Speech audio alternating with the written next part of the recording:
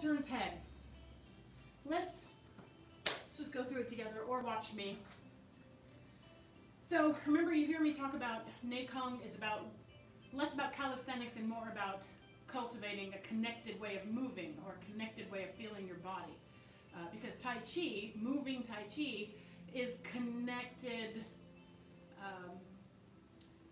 movement that one action begets the next action. It's not hands and feet moving in a synchronized way or a syncopated way. There's a flow to it, and it's very hard to get a way into that. So these Neikong postures are an excellent way to kind of get a foothold into what does that even mean. Because when you get into the moving Tai Chi, obviously it's much more complicated because you're stepping, you're walking, your hands are doing stuff, you're looking in different directions. It adds a whole bunch of more variables to that. So owl turns head.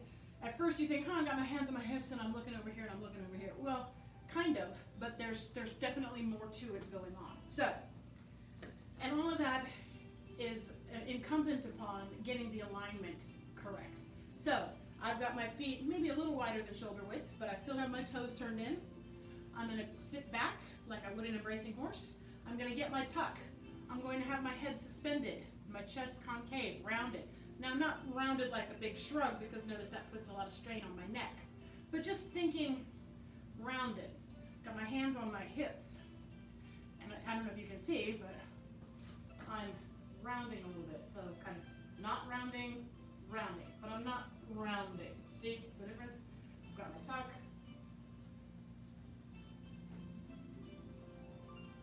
Somebody's trying to get in, and I don't know why. Huh. She's in the wrong place. Interesting. Okay, anyway. That was odd.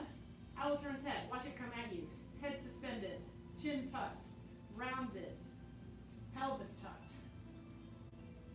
Slowly turn. If I don't strain, sometimes what will happen is when you get here, the impetus is to kind of raise this shoulder and twist a little more. Try not to do that. Keep this part still, connected, rooted. Turn the head.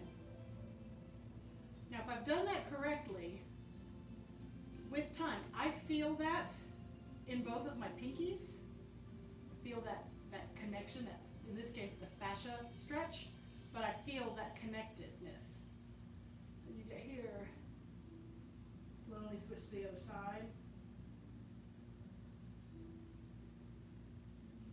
Also, when I'm here, I feel this rooting down into my right leg, actually. And then back to center, and come out of it. Now, you might be saying, Head Instructor, what are you talking about? You feel it in your leg. Well, I've been doing this 10 plus years. So, just take that with a grain of salt, knowing that the more you do these routines, the more you practice Tai Chi, the more subtleties. It's kind of a princess and the pea aspect. At first, you wouldn't feel that little pea underneath 27 mattresses, but train for a while, and then you're like, there's something in there. Similar concept with Tai Chi. The more you dedicate practice and time to, the more sensitivity you will have to these subtleties that otherwise when you're first starting make no sense whatsoever. So let's try it together a couple of times. Owl turns head. And just think about shoulders down, chin tucked, trying to find that root and that connectivity, and then we'll take a look at what Grandmaster CK Chu has to say about it. So you don't have to follow me, just kind of go at your own pace, do a couple rotations both sides.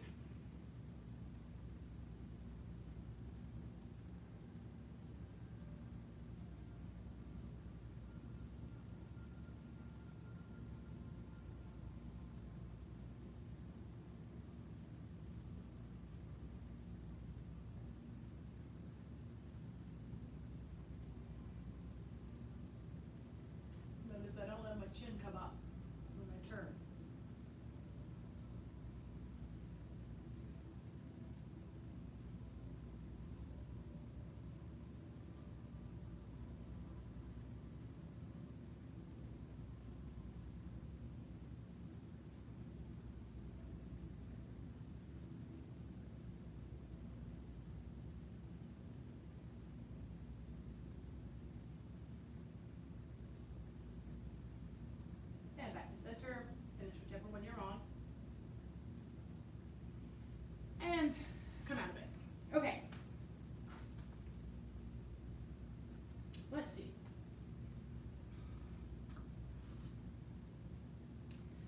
so I'm just going to read what he says. You can listen or you can go through it. My inclination is to kind of listen so that you can kind of visualize it. I find if I'm trying to physically do it while I'm listening, I'm not really fully attuned to either the doing or the hearing. So maybe just give it a listen right now. Stand in the neutral position with the feet parallel and wider apart than the shoulder width. Let the body sink down by bending those knees and tucking that pelvis. Turn the toes in slightly and spread the knees apart. Now remember, if you've been training for a long time, you might think that that means this. It doesn't. It's this, so that I feel it in the outside edges and the heels of my feet, but the ball of my foot continues to be engaged. If I over-rotate, I'm now rolled my ankles and I'm kind of standing on the blade of my feet, which is not, that's not what he needs. So beginner, really think, rotate those knees out. Intermediate, advanced, make sure you're not over-rotating that. The weight should be distributed equally on each leg throughout this exercise. Place both hands on the hips while the arms are kept rounded. Suspend the head, and the breathing should be relaxed, continuous, and deep during this exercise. Begin to slowly rotate the head to the right. Continue the rotation while keeping the torso and the hips facing forward. So remember, it's just a pivot on a pole, basically, on an axis of your spine. The head should be kept in the same horizontal plane throughout this rotation. So don't let the chin come up or over tuck it. It's a very neutral rotation. And that keeps the neck vertical. At the furthest limit of rotation, hold for 8 to 10 seconds. Maintain a continuous stretching of the twisting neck at this point. And then Master Gohring has added that you can also look a little bit farther with your eyes. I'll talk in a second about what that can accomplish. Slowly rotate the head back to the center, and then continue the rotation to the other side. Hold for 8 to 10 seconds, and again maintain the stretching of the neck. Return the head to a forward-facing position, and repeat the entire sequence up to 3 more times. And he says, although this movement appears very simple, its subtlety is typical of Neikung's system. Yay, I got that right. When analyzed on one level, for instance, it works as stretching an entire network of tendons throughout the body. Branches reach down to the underside of the arms, through the palms, into the fingertips. Likewise with the legs. All are connected through the back, along the spine, which is being stretched and twisted the way you might wring out a washcloth. So, kind of get that idea? Because even though I'm rotating my head, by rotating my head and keeping the, I'm 20-year massage therapist here, so I have some anatomy talk to throw in here. So, because I'm in this alignment, and I'm rotating just my neck, what that's doing is that is stretching those small muscles and ligaments from the rest of the spinal column. So even though the rest of the spine isn't moving, the fact that it's anchored and I'm rotating slowly and deliberately from the top is going to create a stretch down through the rest of the spine. Who doesn't need to stretch their back, right? Super important. Anyway, so there's that. And then I told you Master Gohring says, look a little bit more with your eyes. Well, there's some muscles here in the back of your skull, top of your neck, called the suboccipital muscles. And the suboccipital muscles are a lot of your prime creators of nasty tension headaches. Our ocular muscles, our eyes, actually attach and bracket back here. So if you have a tension headache and you wonder why it feels like your eyes are aching, that's why. It's because those muscles anchor back here where a lot of that neck tension lives and is created from. So I've gotten myself some relief from many a headache, not all the time. Your results may vary, but it has helped. If I get there, the owl turns head, and I look a little bit farther with my eyes, you can create a little bit of relaxation in those tight neck muscles and release some of the stress and strain on the eye muscles.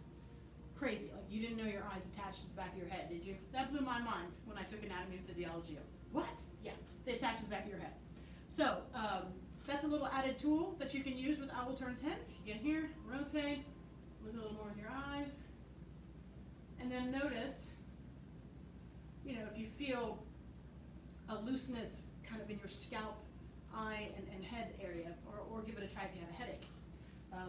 Fun trick, if you get super subtle, you can put your hands lightly, very light contact on these muscles, and as you roll your eyes around, you might be able to feel that movement just a little bit. So that was a fun trick when I was in anatomy and physiology classes, to like learn to feel those muscles flexing. So fun to play with owl turns head. Let's try it One rotation both sides, one more time, and then we will bow out. You didn't think Owl Turn's head had that much going on, did you? You thought it was just, meh.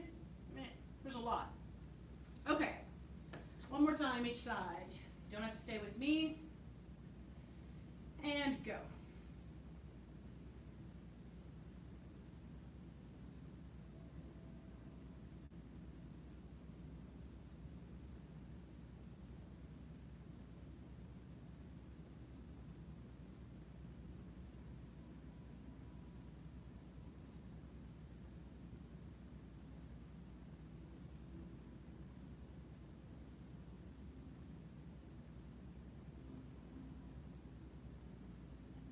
Straighten the legs, lower the hands, circle the arms up, inhale, and press the palms down, exhale. Bonus note there, whenever you hear us say, rotate the arms up, inhale, press the palms down, exhale, try not to rush that. It's very easy to just like, no, like deliberate, slow, inhale. And then do not rush this. I can get into a rushed place and kind of, but don't do it. Enjoy it, relax, exhale, and be slow and mindful with even these transition movements. All right, life skill. So at the beginning of this rotation, we probably spent 3 different classes going over the life skill. So, I will show it from the front again, but you can always go back and find how we went through it and broke it down in the previous classes for this section. I will do it facing you this time, so that if it's new to you or you'd like a little extra attention with that, you can see it from the front, come at you. It does mean I'm going to go the opposite direction from you, though, so just bear that in mind. But the path of self-mastery requires a focused mind. A focused mind sees no obstacles. The path of self-mastery requires a focused mind. A focused mind sees no obstacles. The path of self-mastery requires a focused mind. A focused mind sees no obstacles. Why do we do the life skills? It's a saying. They get in your head. They help you with coping with life. Who doesn't need help with a focused mind and seeing past obstacles, or balanced emotions not yielding to negativity? Courageous mind shows strength in the face of fear. Who doesn't get frightened sometimes? I mean, right now included. What's the other one? Creative spirit knows no self-doubt. Snake, persistent action achieves a goal without quitting. So the purpose of them is, and there's a movement that goes with each of them. They're modeled after the animals in the Kung Fu form. And in the Kung Fu form, the movements as you go from tiger to crane to snake to leopard, not in that order, you don't just change the way you move, you change the way you think, which is why the Kung Fu form is super fun. It's a lot more vigorous, obviously, than Tai Chi. But you change your mindset as well as you change your movements. And these life skills are an adaptation of that. So there's an attitude and a thought and a belief that goes with it. And the movement kind of, it evokes the style of Kung Fu, but it's really about the attitude. And martial arts training is really about attitude. So I can use from personal experience, the more I've said these things over the years, I use them all the time. I get stressed out in traffic. Balanced emotions do not yield to negativity. If I'm finding myself distracted, a focused mind sees no obstacles. So that's really why we do them. It's an added way of focus, of attention, in a very simple, short phrase that you can then take and use for the rest of your time when you're not here at the school. So if you wonder, why the life skill? That's why the life skill. All right, we'll put the CK2 back, and we will bow out, and then I'll come right back for flute. Good job, everybody.